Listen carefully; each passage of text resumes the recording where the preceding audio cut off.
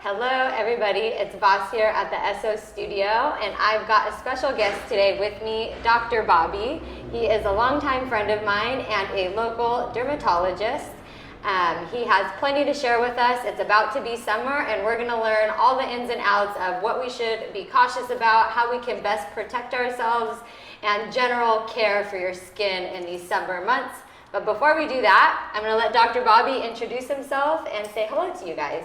So good to be here with you guys. This is a really special day, and the fact that we can talk to your audience, reach out and make a difference in people's lives is going to be so great. I'm a board certified dermatologist and a Mohs surgeon. Mohs surgery is focused on skin cancer removal and specialized techniques to do that. I also do cosmetic dermatology, and I practice in the area. I practice in Laguna and Mission Viejo. And take care of a lot of people of all ages and see kind of the whole breadth of dermatology. And so I think we can have a nice discussion about how to be best prepared at all times to take care of your skin and have the most beautiful, radiant skin you can. Yes, I like that. And I'm laughing right now because we were just talking about safe sun tanning, but we'll get to that later. You kind of bursted my bubble, but it's all good. And that's what we're here to talk about, so that we can fill in all the blanks to those questions. I think the first question and the most important is when and who should see a dermatologist? Because I think some of us think we don't need a dermatologist. So, okay, that's a good question. We're all in this area exposed to a massive amount of sun year round.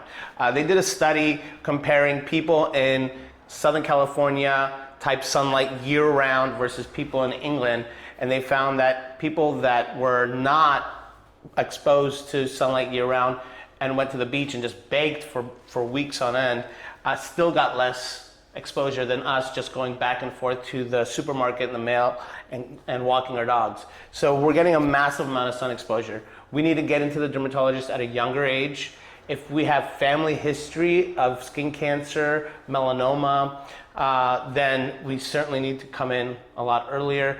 If we've had history of sunburns, we need to come in a lot earlier. I think it's always good to kind of establish care in your 20s with a dermatologist and let them guide how often that you should be seen. Generally speaking, we should all be getting annual skin exams with a dermatologist and checking our own skin on a monthly basis and just making sure, and we'll look at our moles and make sure nothing's changing. Right, so you say early 20s. I've missed the boat. I need to get in. I've gone a few times. I will say I've gone a few times. But when we say early 20s, so basically like when you're off to college and you're starting to be on your own and you're finding like a GP and a gynecologist and all those things, we should also be looking for a dermatologist. Yeah, I think it's good to just kind of get a baseline understanding of where your skin is at. We're all in a different place. Right. And the only way to really do that is to see a dermatologist. That's a good time to do it. Right. And let them guide, how we'll see you again in so long. Right. Right. So then back to the question of our moles. So I have like lots of moles. I have moles like on my neck, my chest, whatever, but I always feel like I also have an olive tone and I can get tan. So let's break the myths of like, people who think they're impermeable to the sun, and then also what moles, like when they're scary, like when should we know like this is not looking good? Right. So let's talk about just kind of moles, what you should be looking for. And what we talk about is the A, B, C, D, E of melanoma or atypical moles, right? And so that's asymmetry. We look for symmetry in moles. If they're asymmetrical, we start to worry. Okay. We look at even borders. If their borders are not even, then we also start to worry. We look at symmetry, borders, color. If they're one, even tone color, that's a good thing. If they have blotchiness and more than one color, then we start to worry. Diameter is the next one. If it's bigger than a pencil eraser, then we start to look at it more closely. And the last one is E, evolution, if it's changing, right? So a mole that's like an atypical mole or a melanoma will change over time. And so if you've had this mole for 20 years and it's not changed, but it's a little big or it has a little bit difference of color, you're less worried than if all of a sudden something like pops up and it's like this, or it's changing, or it has any of the A, B, C, D, E's or multiple. Right, right. So asymmetry, border, color, diameter, evolution. That's easy actually to remember, you guys. A, B, C, D, E, evolution. You don't want to forget the E. I think we hear a lot about the color. Is it true though, some of these moles, and that's why it's important to get checkups if you have the sensitive skin or if you have any history, because sometimes you can't tell. They're small, like. It's hard, you know. You even as a obviously dermatologist, yeah. I look at some moles and you know, I don't know if it's going to be a melanoma for sure. You know, we biopsy it, and you know, sometimes we're surprised. So it's really important that on top of doing it yourself on a regular basis, that you do have that set up. Right, and then for melanoma, so you often hear somebody's like, you know, like Josh's daddy had a melanoma, a mole on his nose. Right. When you remove something that has like melanoma, what is the difference then of somebody who has like melanoma where you need chemotherapy? Like it's gone. That's a really good question. Yeah, so melanoma starts at the top layers of the skin, and if you get it really, really early, if you catch it, then it's easy to cut out and it's gone forever. Forever. But yeah, after a certain depth, if it goes into the skin, then you really need to start worrying about if it's spread to the other parts of the body. Right. And that's when they start doing tests and checking. And even if they find that it hasn't really spread, at certain depths, you're still more concerned and you may do more chemotherapy type Some treatments. sort of treatment. Right. And so the key with melanoma is don't wait, get it early. If you see a mole, don't hesitate, don't wait, get in there, get seen, and get it done. Better to just like be like, oh, that's nothing, versus like you waited and it was something. It's a difference between life and death. It is, and actually we know Nick, my cousin, she had melanoma. Right. And she was an example. We were young. She was 22, and I know she won't mind me sharing.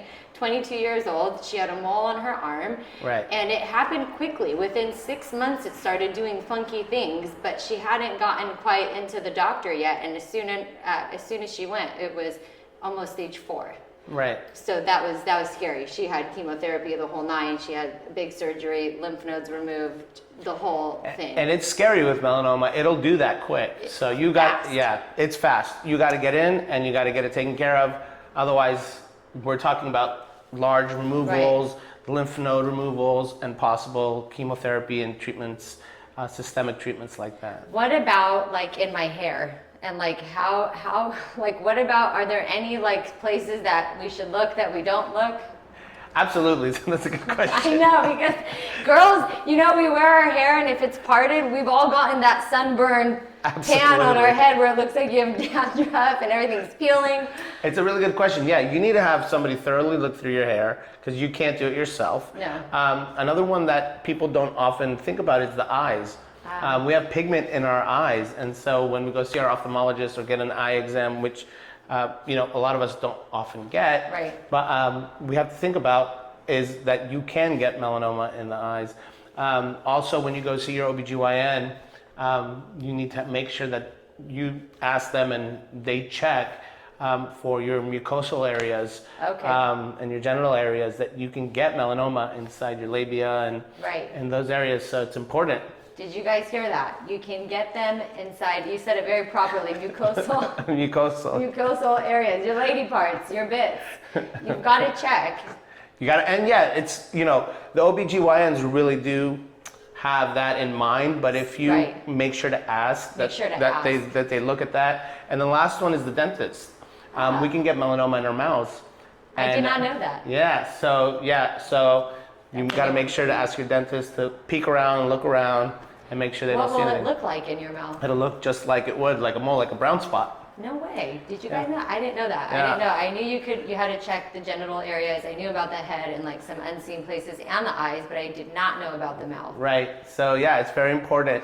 And so everybody as a team kind of keeps an eye out for these things. And you know, obviously the higher risk, again, you know, if you know that your family had a history of melanoma, you got to be even more vigilant. If you live in sunny areas, you got to be more vigilant. You know, so you kind of know where you're at, and you know, establish care and take care of yourself early, and Right. you'll never have a problem. Preventative care, and we always talk about that here at SO, guys. We want to have preventative care, so there's always things we can do before the shoe, or what's that saying? I shouldn't The go shoe with falls. things. Before the shoe drops. Falls. Anyways, you guys know what I mean. Before, just like everything we talk about here at SO, we want to help you guys take precaution and take preventative steps before we get to those scary decision making opportunities in life. We don't want to get there. Another big That brings us back to the other question, which About is, suntanning. you know, how do we kind of really take care of our skin Yeah. to start with? Yeah. And, you know, I love what you guys are doing here about the holistic approach, being natural and taking care of yourself from the inside out and from all aspects. And that's kind of also part of skincare. We ask that you guys be very vigilant about sun exposure. UV radiation is the #1 cause of skin aging and skin cancer. So it makes you look old and it gives you skin And cancer. which one is that? UVA, UVB, UV? What are They the both rays? contribute in different ways. Okay. So just for simplicity, just avoid UV exposure if you Okay. can. Now, how do we do that, right? You can wear a hat. You can wear sun protective clothing. They have special clothing that we can buy that helps protect us, gives us a higher SPF. It's called a UPF with the clothing, or even just regular clothing, cover Right. up. We need to use sunscreen on a regular basis, and we can talk about more sunscreen use. Right. And then we can kind of consciously be aware of where we're sitting, right? And people here are like, oh, I want to be outside and I want to sit and eat lunch with my friends outside. And, you know, I'll go to a restaurant and I'll see a bunch of tables outside that we can sit at, and then there's a few that are in the shade. Right. Choose the ones in the shade. Right. You can have just as much fun, actually more. You're not baking, Baking and then you know, while you're sun trying to glaring. eat. Yeah, And you have just as much fun if you consciously just avoid those, you know, hours of sun exposure that are unnecessary. You can Right. easily have a good lunch in the shade and enjoy it. And I feel like that's when people get burnt because Whatever. you're not at the beach, you're not at the pool, you don't have your sunscreen on, you're sitting out, and then you have like that funky red Right. side of you, and you just got totally baked because you weren't aware. Which is a reminder too. The sunblock we should all have. Again, is preventative. Like we all know where we get burnt. I know that I have a sensitive chest. My chest is out a lot, so are my shoulders. I used to bike to work all the time. So it would be smart for me on a daily basis to cover from like here up. Yeah, because and you know, it's exposed. It'll be a really cool big hat, like a Yeah. princess hat, or See, you know. you're fashionable riding on my bike. I know. So we want to cover. So Broad there's brim so hats. many things, right? That and I'm #1. I'll admit I'm not the best, the most vigilant because I have this false sense of security again that I had this like olive skin and I don't get sunburned easy and I don't have these crazy moles, but I do. I have been burnt. My skin isn't special. My skin can also get melanoma, and I think that's the important thing to remember. You still get color when you put sunblock on. Everybody. And it sounds funny, we make light of it, but I know we all want to be out and we like to enjoy a little bronze. And I think we shouldn't be mistaken because I just learned that that's not necessarily the best. So like, what's the deal? So like, Okay. any sun exposure good? So look, so this is the really hard part for people to accept, and it's terrible, but it's true. The fact that your body is turning brown is a direct response to DNA damage in your skin cells. It's a reaction. Okay, right? So there's no way that you're gonna get brown without having had damage done, even if you don't get burned. Right. It's basically the fire alarm in your body saying we're under attack, make more color. Right.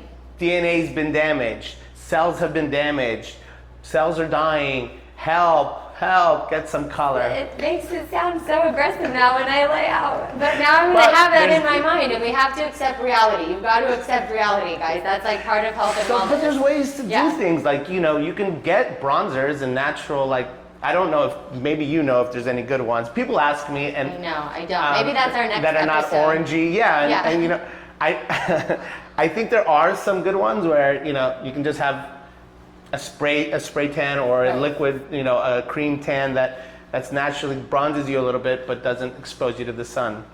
What about, so I've heard to get a healthy dose of vitamin D, you need, Yes. this is the rumor that I've heard. I'm calling it a rumor because I'm going to see if it's true. So I hear you have to have like 70% of your body exposed for a certain duration, at least over 20 minutes or something like that. The amount of sun, yeah. Like, so then some people, that's it, you're burned. So in a very short period of time, your body produces the vitamin D that it Okay. needs to. So in about 10 minutes or so, 10 minutes a day, you get the vitamin D that you need to. Vitamin D has always been this kind of issue in the last 5 to 10 years that's been kind of back and forth, and people say, oh, you need your vitamin D, that's why you need your sun exposure. Vitamin D is just a vitamin. I mean, we can get it with a supplement. I take a supplement. So too. you can take a supplement and get your vitamin D. So I think people hide behind the vitamin Right. D thing because they really do want to be outside. Right. And we all want to be outside. Right. The sun is actually addicting. It releases endorphins. We Right. are addicted to the sun. It makes us feel good.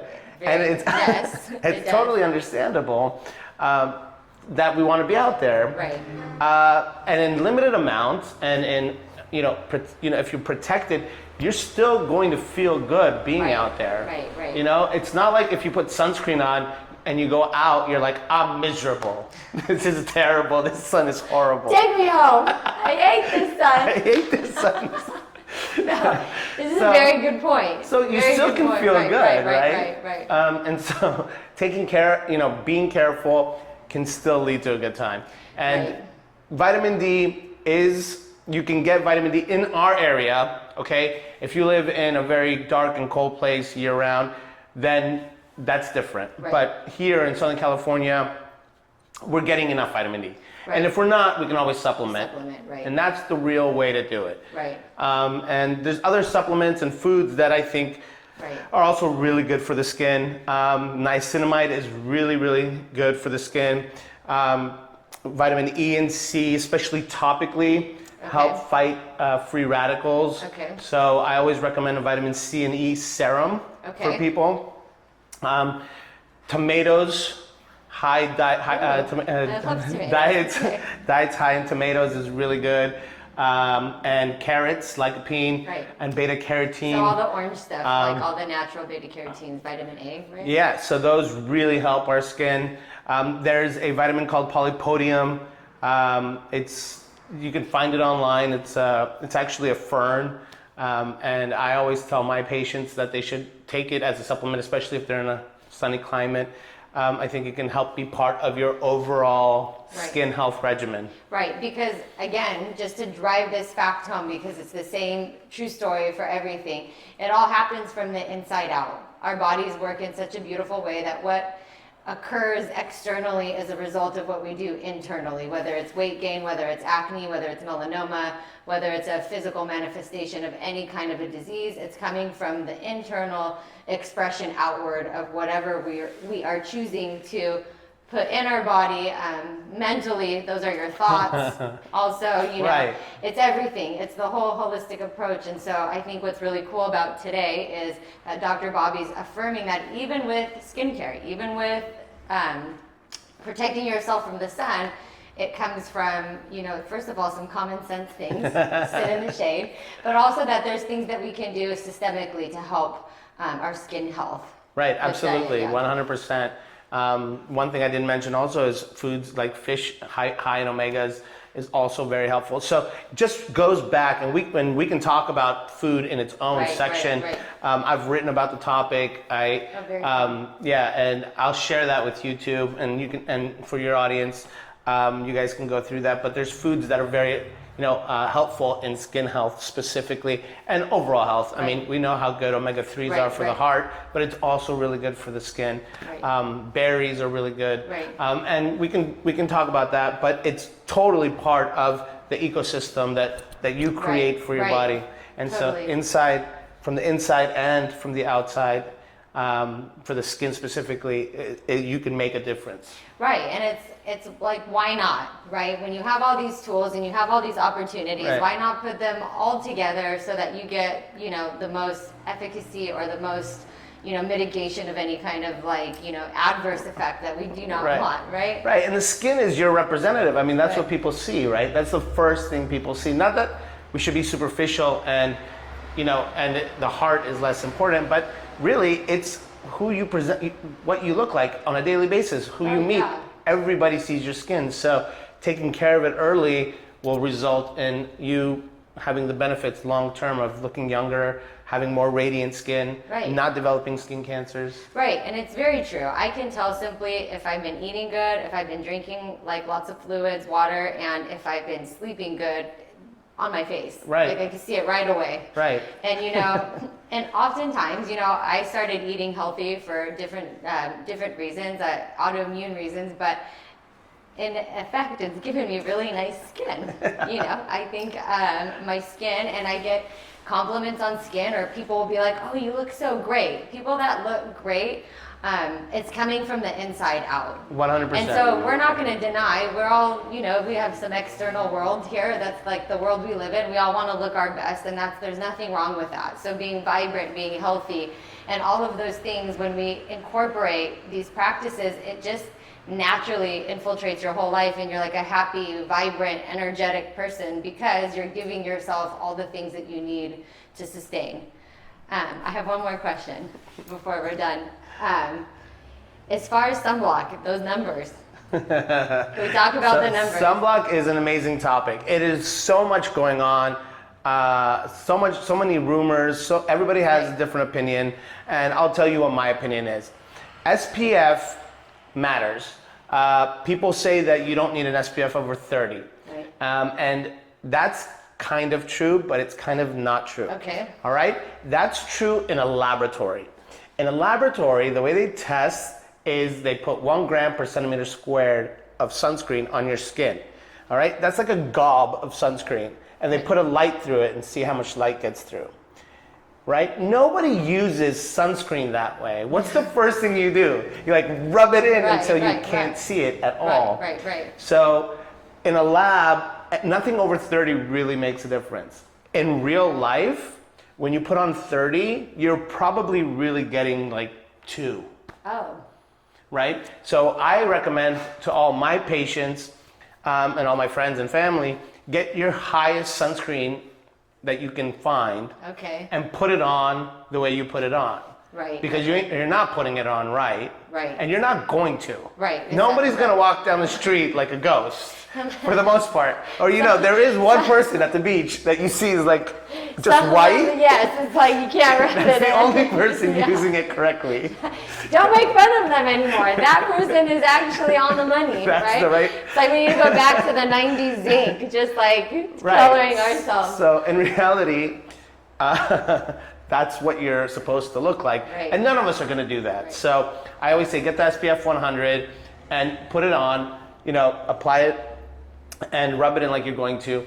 And at least you're getting, Right. more percent out of that. And then frequency, like if I'm at the beach and I'm taking So- dips in the ocean and I'm sweating and it's hot, So sunscreen should be, at the beach, the recommended amount is 1 ounce. So an ounce, like a shot size, okay, every 2 hours.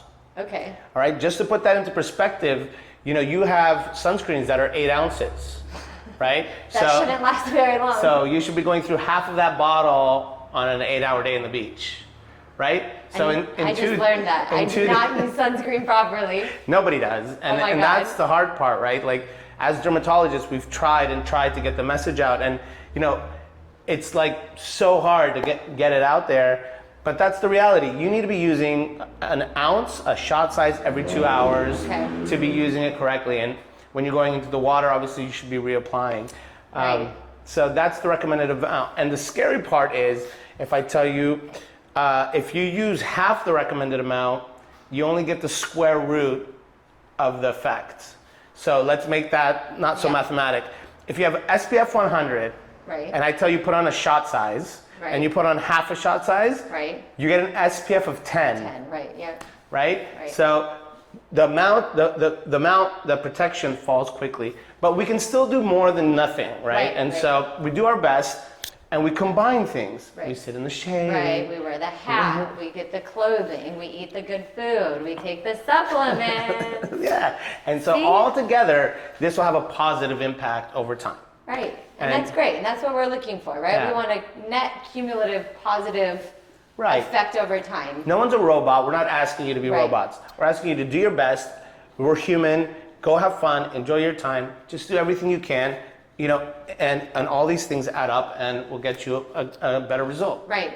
Last question because it's a big thing here. Surfers. When surfers are out in the water and they're like in the water for 1 to 2 hours, they might, in California, luckily we have wetsuits, Wetsuits. but the hands are Right. exposed in the face. But I think the boys and the girls, I don't know why I said boys only, they do protect using- the face, but I think people forget the hands. Right. And you know what? I see some surfers, they have the paddle gloves. Oh, So yeah. I see those and I'm like, yeah, they're doing great with the paddle gloves. Right, right. But they're also protecting their skin. Right, right. And then they have these little hats too now. They're like little beanie hats that surfers seen wear. those, yeah. And so I think those might give you a little bit more protection. But they The should pop reality out is, of the water and put more sunscreen on and then pop back in, right? theoretically, they should be doing that. I mean, they should be doing that. Are they going to do that? That's a lot harder of an ask. I think some of the more sport sunscreens Right. are able to stay on Right. in the water for 80 minutes. Right. And so, that gives them an hour and 20 minutes in the, Right. in the ocean Right. protected. And so I recommend that. Right. Something that really you would never wear anywhere else. They you look want to have the white on the face. that white, purple, Like, like- but you can't. You know what the good news is? A lot of, we have to now. This is such a big topic.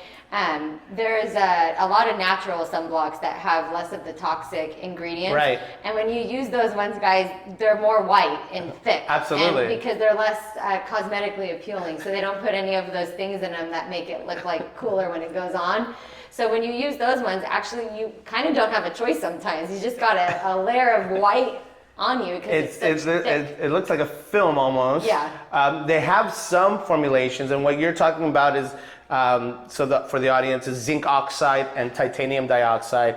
They're organic sunscreens. Okay. I recommend those for my patients because there is a lot of stuff going around about the toxicity, absorption, and just to avoid all of Right. that, I say go organic. There are good formulations, Right. believe it or not, Right. that are okay for the face. But yeah, some of the formulations are just literally like it's like thick. And yeah. But those really work and they really help you, and they don't put you at risk of absorbing chemical, Right. and toxic substances. So it's like a win-win. It's a win-win-win. Win-win-win. We always want the win. Okay. I think this is good for now, and I think we need to have a second and a third possibly conversation over the summer, and we need to keep I think these so. people. We're going to get you guys the message, and most importantly, I'm going to receive the message, and I'm going to try to do my best to be more diligent about all of the practices that we do. And I think the most important is remember to protect your skin even when you're not going to the outdoors. Like, I think that's like a really easy way to start being more consistent and diligent. One little nugget that I always tell people is just make sure your morning moisturizer or your morning routine ends with something that has a little bit of an Right. SPF in it. I Right. mean, just that step alone will make a huge difference, right? See? And that's like And no so, big deal. and people don't understand that, we get a lot of our sun exposure on the way to work. Yes, when your one arm just on is your out drive. the window. Yeah, and even your face, it'll come right Right. through that window and hit your face, Yeah. and you don't realize Right. you're getting No. even 7 minutes. So the window's not protecting me. Not completely. Not UVA completely. comes through, so Okay. it's still aging your skin. So those little 7 minutes, 10 minutes, 7 minutes there, 7 minutes Yeah. back is cumulative, and it adds up and it adds Right. up and it adds. So Right. even little things like putting it in your morning cream, putting Right. on an SPF, having an SPF in it in one Right. of your creams makes a huge difference, and they make them now. They do. I have a really great one. It's a body oil with zinc. It's those two ingredients, zinc and the what's the other one? Titanium, zinc and oxide. and it has like a nice oil, and I have to shake it up, and Mm-hmm. and I put it all over and I'm protected. And she's ready to go. It has a little shimmer. It has a little shimmer. We got a little She's bronze. ready for Newport. She's got some I'm bronze. ready. So next time we are going to come back and talk to you maybe a little bit more in detail about some foods and then maybe some specifics on some sunblocks and more technicalities. On Absolutely, stuff like yeah. We can even bring stuff in and talk about it. And let's do that because I also don't, and I think everyone could use some information on, okay, if we can't find a completely non-toxic brand, what are some of the things on the back that it's not so bad. Right. You know, there's a lot of long words that we don't all understand, and you can help decode and demystify so that we're better educated. Because just like everything, it's not like I can eat organic food every single day. Sometimes life happens, your places, and you got to make your best choices. And it's better to eat food than starve yourself, and it's better to wear sunblock than not have any on at all, I would assume. So 100%. we've got to make our best choices, and it's not about perfection, it's about prevention and doing the best that we can. So never perfect, always a work in progress. Just like life. Right, always, Yeah. just like life. How much fun. I know, thanks Bobby. We'll have to do this again. We will. We're going to do it very soon. And if you guys have any questions for Dr. Bobby next time, make sure you write them in the comments, send us a DM, and be sure to follow Dr. Bobby at Dr. Skin Credible. Do you have a website? DrBobbyAwadala.com. You can get a lot of information there. At Dr. Skin Credible for social media. We're always posting about skin and different treatments and living your best life. Yeah. Well, thank you, Dr. Bobby. This is awesome. Thank you. And we'll see you guys soon again on SOIG TV. Bye.